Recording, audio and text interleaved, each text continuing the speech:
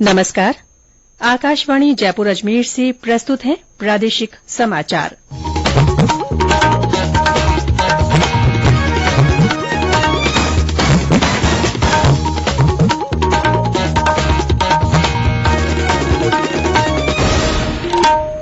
मुख्य समाचार। जयपुर और आसपास के क्षेत्रों में आज तड़के तेज भूकंप के झटके। अपने बचाव के लिए लोग घर और अपार्टमेंट छोड़ सड़कों पर आए। धरने प्रदर्शन में शवों के दुरुपयोग पर रोक लगाने के लिए विधानसभा में विधेयक पारित। कांग्रेस ने विधानसभा चुनाव के लिए चुनाव समिति की घोषणा की। भाजपा ने 5 जिलों में अध्यक्ष नियुक्त किए। और केंद्रीय जल शक्ति मंत्री गजेंद्र सिंह शेखावत आज नई दिल्ली में ग्रामीण जल और स्वच्छता सहयोगियों के राष्ट्रीय सम्मेलन का उद्घाटन करेंगे।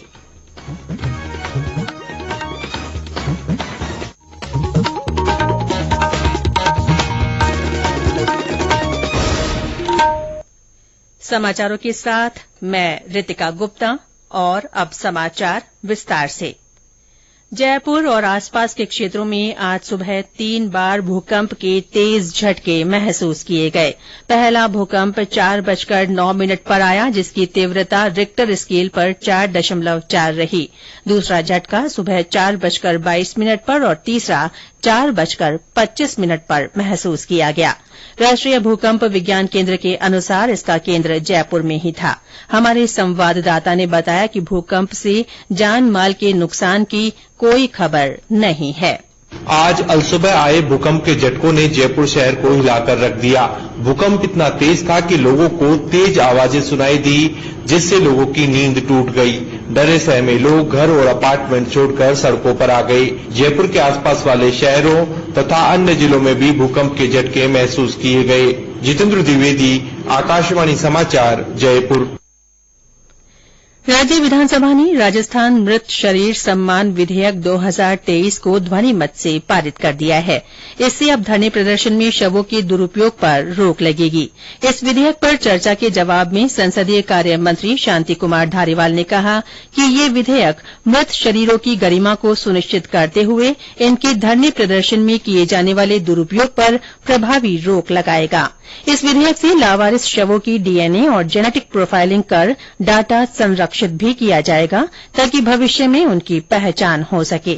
संसदीय कार्य मंत्री ने कहा कि मृत शवों को रखकर धरना प्रदर्शन की प्रवृत्ति बढ़ती जा रही है। वर्ष 2014 से 2018 तक इस तरह की 82 और वर्ष 2019 से अब तक 306 घटनाएं हुई हैं। उन्होंने बताया कि परिजन द्वारा मृत व्यक्ति का शव नहीं लेने की स्थिति में विधेयक में 1 वर्ष तक की सजा और जुर्माने का प्रावधान किया गया है। साथ ही परिजन द्वारा धरने प्रदर्शन में शव का उपयोग करने पर भी 2 वर्ष तक की सजा और जुर्माना लगेगा। भाजपा ने इस विधेयक की तुलना आपातकाल के मीसा कानून से की। भाजपा विधायकों ने इस बिल में सजा के प्रावधानों का विरोध किया। बिल पर बहस के दौरान आदिवासी जिलों के बीजेपी विधायकों ने इसका विरोध करते हुए कहा कि आदिवासी क्षेत्रों में किसी की हादसे में मौत पर मौताने की प्रथा है, जिसमें फैसला होने तक शव को रखा जाता है। विधानसभा में कल मारवाड़ चिकित्सा विश्वविद्यालय विधेयक 2023 भी ध्वनि मत से पारित हो गया। चिकित्सा मंत्री परसादी लाल मीणा ने कहा कि जोधपुर में मारवाड़ चिकित्सा विश्वविद्यालय खुलने से पश्चिमी राजस्थान के मरीजों को पास ही बेहतर चिकित्सा सुविधाएं उपलब्ध हो सकेंगी। प्रदेश में आगामी विधानसभा चुनाव के मद्देनजर निर्वाचन विभाग की ओर से विभिन्न कार्यक्रम आयोजित किए जा रहे हैं। इसी कड़ी में जयपुर में जिला स्वीप नोडल अधिकारियों की 2 दिन की कार्यशाला कल से शुरू हुई। कार्यशाला को संबोधित करते हुए मुख्य निर्वाचन अधिकारी प्रवीण गुप्ता ने कहा कि स्वीप कार्यक्रम प्रत्येक मतदाता से जुड़ने का एक माध्यम है और चुनाव को समावेशी बनाने में इसकी अहम भूमिका है।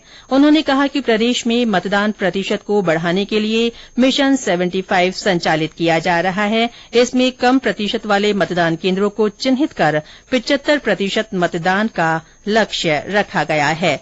मुख्य निर्वाचन अधिकारी ने कहा कि मतदाता जागरूकता के लिए ईवीएम वीवीपैट प्रदर्शन केंद्र, मोबाइल प्रदर्शन वैन, मॉक पोल गतिविधियां संचालित की जा रही हैं और जिला आइकॉन नियुक्त किए गए हैं।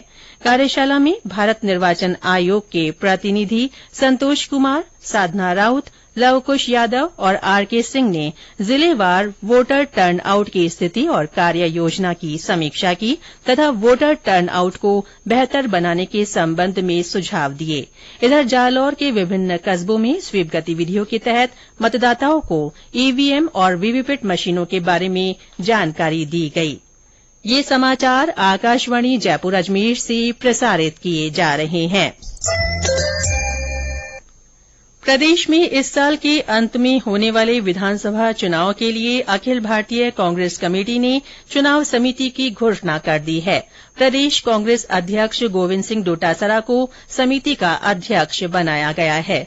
इसमें मुख्यमंत्री अशोक गहलोत, पूर्व उप मुख्यमंत्री सचिन पायलट, रामेश्वर डूडी, जितेंद्र सिंह, प्रताप सिंह खाचरियावास, रघु शर्मा, हरीश चौधरी, प्रमोद जैन भाया और ममता भूपेश सहित 29 नेताओं को शामिल किया गया है।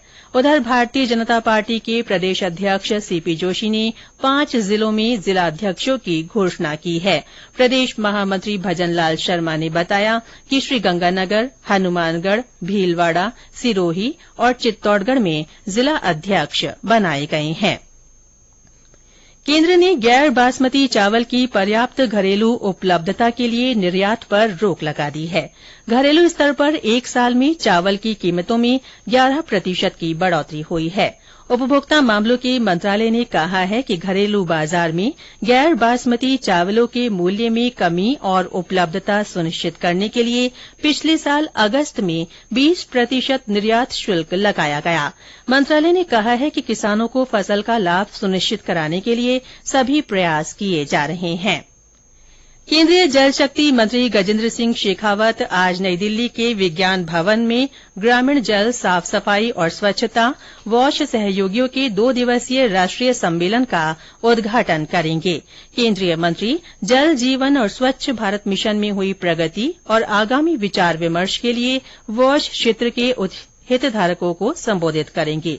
सम्मेलन का विषय स्वच्छ सुजल भारत की दिशा में प्रगति में तेजी है। राष्ट्रीय सम्मेलन भागीदारों को अपने अनुभव साझा करने, एक दूसरे से सीखने और सहयोग के नए तरीकों को चिन्हित करने के लिए मंच प्रदान करेगा। केंद्रीय रिजर्व पुलिस बल जोधपुर के रिक्रूट प्रशिक्षण केंद्र में हर घर ध्यान सत्र का आयोजन किया गया। आजादी का अमृत महोत्सव के अंतर्गत आर्ट ऑफ लिविंग संस्था की ओर से आयोजित इस सत्र में 400 से ज्यादा जवानों ने भाग लिया। जवानों और उनके परिजनों ने ध्यान का सरल तरीका और उससे होने वाले लाभ को जाना। प्रदेश के विद्यार्थियों को रोजगार के बेहतर अवसर उपलब्ध कराने के लिए सरकारी कॉलेजों में प्लेसमेंट ड्राइव आयोजित की जाएगी। मुख्यमंत्री अशोक गहलोत ने इसके लिए 9 करोड़ 18 लाख रुपए की मंजूरी दे दी है।